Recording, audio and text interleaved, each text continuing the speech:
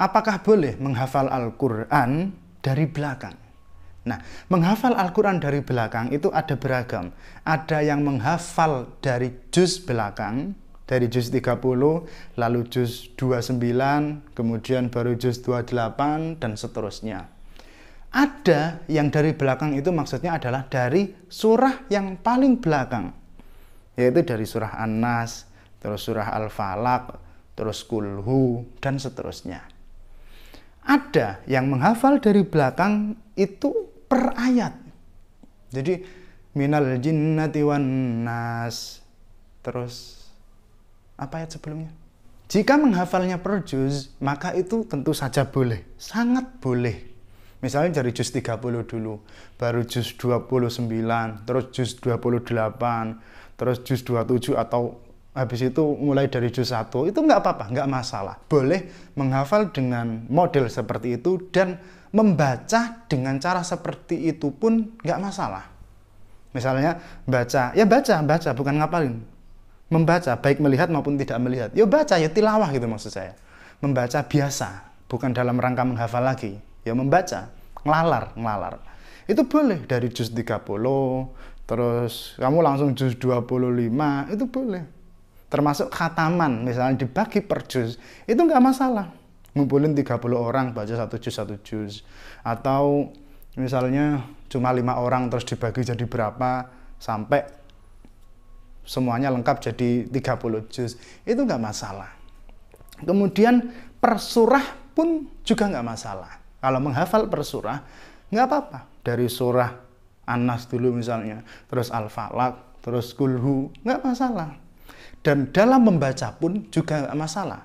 Misalnya kamu ngelalar lah pas Ramadan, mulai dari surah An-Nas dulu, terus surah Al-Falaq, terus Kulhu, sampai terakhir Al-Baqarah, Al-Fatihah, itu juga nggak masalah, baik menghafalnya maupun membacanya. Karena dalam satu surah itu sudah utuh gitu, sudah utuh dalam suatu tema. Meskipun bisa dikatakan bahwa satu surah dengan surah sebelum atau setelahnya itu memiliki munasabah, memiliki korelasi yang sebenarnya juga tidak bisa dipisahkan. Tapi secara tema kecil sebenarnya itu sudah utuh, jadi boleh-boleh saja. Dan bahkan beberapa guru itu merekomendasikan anak didiknya untuk menghafal dari yang paling mudah dulu. Dan yang paling mudah adalah yang paling belakang dulu, dari surah An-Nas, Al-Falaq, Kulhu, dan seterusnya. Selain itu juga bisa digunakan untuk ngimami yang surah-surah pendek. Kemudian jika yang dimaksud dengan menghafal dari belakang adalah menghafal per ayat, dari ayat yang paling belakang dulu, misalnya siratal ladzina an'amta 'alaihim ghairil maghdubi 'alaihim waladdallin, baru kemudian ihdinas siratal mustaqim. Kalau menghafal itu boleh, kalau menghafal. Tetapi kalau membacanya, tilawahnya itu nggak boleh. Sekali lagi, kalau dalam rangka menghafal, dalam rangka mempelajari, itu boleh dan bagus. Boleh dan bagus. Mengapa saya katakan bagus? Karena beda dengan surat tadi ya. Ayat itu lebih sensitif. Ayat itu nggak bisa dipahami hanya dari ayat itu saja. Dan itu bahkan bisa menimbulkan suatu kesalahpahaman.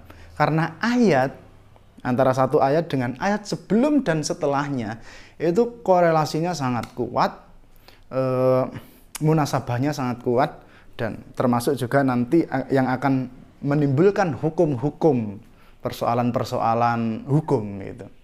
Itu karena munasabah antar ayat itu. Nah, dengan menghafalkan dari atas ke bawah, dari bawah ke atas, atau dari belakang ke depan, itu kita bisa dengan mudah akhirnya mengetahui ayat ini tuh sebelumnya apa. Karena kebanyakan kita kalau ngelanjutin ayat itu bisa, tapi kalau sebelumnya apa itu banyak banget yang nggak bisa. Ya, termasuk saya itu sangat kesulitan dalam hal ini. Ya untungnya teknologi canggih, jadi kita tinggal searching di Quran Android misalnya, kita sudah tahu ayat sebelumnya apa. Tapi kalau menghafal tanpa melihat tentu saja lebih baik. Tapi hanya dalam rangka menghafal dan mempelajari. Untuk tilawah sama sekali tidak dianjurkan.